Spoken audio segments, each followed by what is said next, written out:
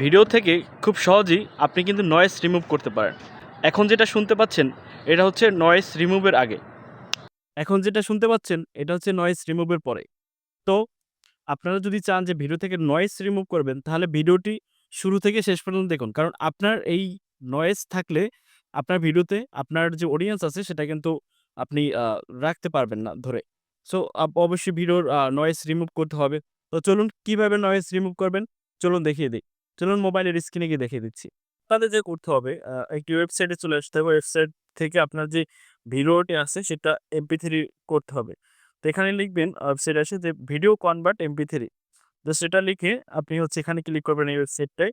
তারপর চয়েস এ ফাইল এখানে ক্লিক করে আপনার সেই ভিডিওটি নিয়ে নিবেন। আমি ভিডিওটা নিয়ে নিচ্ছি এবং এখানে দেখবেন যে কনভার্ট এ ক্লিক করবেন। এখানে কিছু সময় অপেক্ষা করে নিবেন কনভার্ট হতে। আপনার যদি কনভার্ট হয়ে যায় আপনি জাস্ট ডাউনলোড এ ক্লিক করবেন। এরপর ফাইলটি ডাউনলোড হয়ে যাবে। ডাউনলোড হয়ে গেলে আরেকটি ওয়েবসাইটে চলে যাবেন। এখানে লিখবেন Adobe Podcast। ওকে, Adobe Podcast লিখলে ১ম এ ওয়েবসাইটে চলে আসবে। ওয়েবসাইটে ক্লিক করে আপনি যে ভিডিওর অডিও করেছিলেন, সেই অডিওটা আনার জন্য একটু নিচে স্ক্রল করে জাস্ট চুজ ফাইলে ক্লিক করবেন এবং সেই অডিওটি নিয়ে নিবেন। তো এখন অডিওতে ক্লিক করি। অডিওতে ক্লিক করে আমরা দেখতে পাচ্ছেন এইটাই ছিল আমাদের একদম ওপারেই চলে আসবে রিসেন্ট ফাইলে। তো সেই অডিওটা আমরা নিয়ে নিলাম এবং সেই অডিওটি আমরা কি করলাম এখানে আপলোড করে দিলাম। আপলোড করে এখানে কিছু সময় আমাদের অপেক্ষা করতে হবে।